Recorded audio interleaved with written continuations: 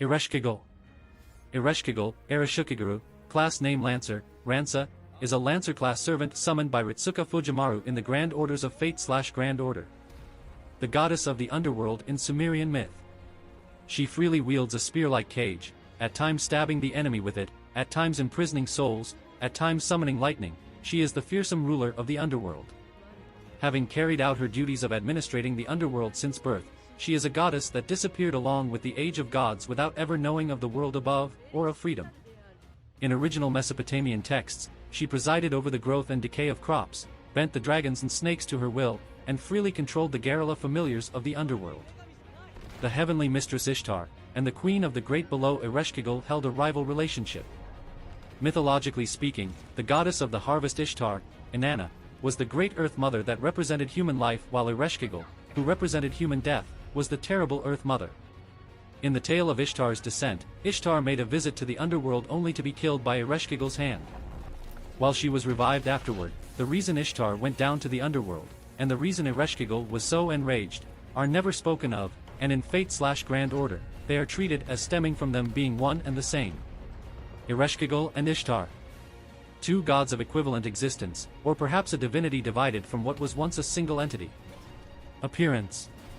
This form is not that of the goddess Ereshkigal, but that of a pseudo-servant where she has possessed the soul of a human with a similar wavelength to hers, Rin Tosaka. Unlike Ishtar, Ereshkigal does not retain Rin's black hair. Instead, her hair is blonde, much like the Rin Tosaka of Fate/Extra. Personality. Though she claims that her role is merely to supervise humans, like the underworld goddess that she is. It's a problem if so many people are coming to the underworld. It's also a big issue creating cages to confine all these souls. I wonder if I can provide them a more comfortable place to be in. In this way, it's hard to fully conceal her caring heart. She is truly a red angel of the underworld. I have no interest in humans. Living things are simply sickening, after all. But if you say you must at all costs, I wouldn't mind going out with you with death as the end goal. Ereshkigal. A passive and introverted nature. Because of the high wisdom and pride she boasts, she sacrifices herself to the duties of the mistress of the underworld, bound by her own design to be the goddess of death and decline.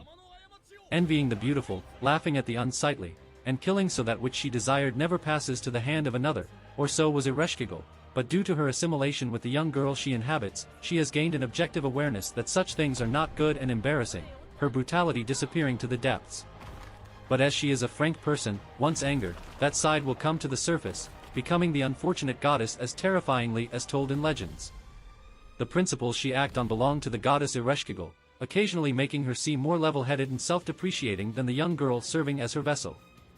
She has the same theatrical elocution as Ishtar but occasionally breaks into the tone of an elegant lady. Like suddenly becoming honest, or emphasizing am I, oh my when panicking, those courteous gestures are her base portion coming out. While Ishtar was originally raised as a sheltered girl, the pampering and unbridled freedom afforded to her caused her to develop the speech of a woman of action. Meanwhile, as Ereshkigal diligently carried out her duties in the underworld, it is surmised that her choice of words became that of a sheltered, oblivious, young lady. Abilities. When summoned together with Ishtar in the Babylonia singularity, she is not a proper servant, but rather considered another side of Ishtar, that is summoned whenever Ishtar is, due to them being sister goddesses. She can take control of the body occasionally, but generally has no means of interacting with the world. Although she's an old goddess like Ishtar, Ereshkigal is not as impressive as her in terms of raw power.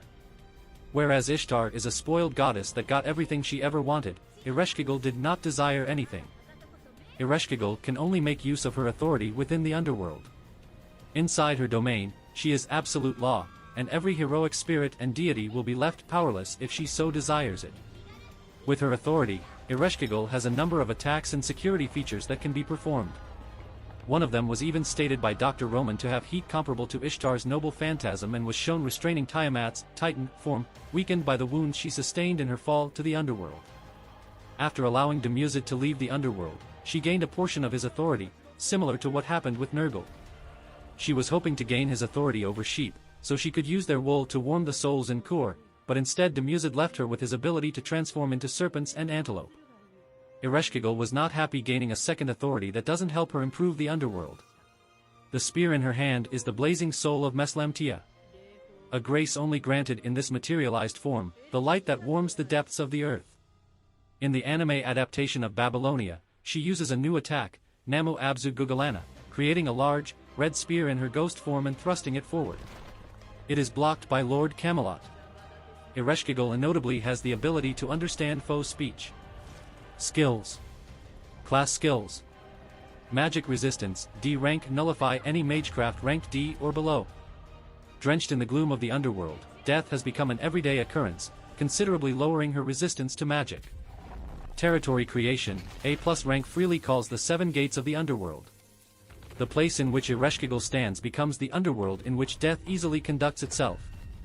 Divine core of the goddess, B rank. A skill that expresses one being a perfect goddess since birth.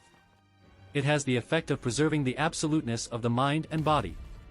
It mitigates almost all mental interferences, prevents the body from growth, and prevents the figure from change no matter how many calories are absorbed. It is a composite skill that comprises the divinity skill.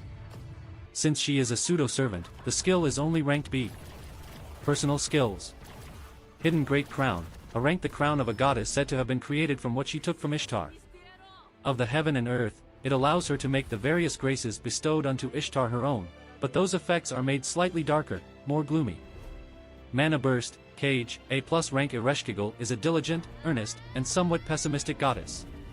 On a regular basis, as long as she has the free time, she'll store up her mana in her spear cages to release in battle.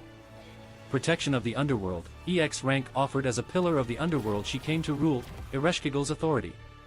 Until her rule comes to an end, she who controls the underworld is the underworld itself, as well as the queen protected by its bounds.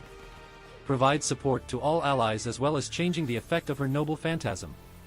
Noble phantasm. Her noble phantasm is Kur Kaigalir Kala, an anti-mountain type noble phantasm. It is the same as Ishtar's in Gal Ta Kaigal Shi, but instead of a shot from the great heavens to the great earth, it is the goddess of the underworld's punishment from the great below to the world above. In the anime, it was able to momentarily stop the expansion of Negagenesis and hold back Tiamat's dragonic corpus form, whose strength is like that of a giant's.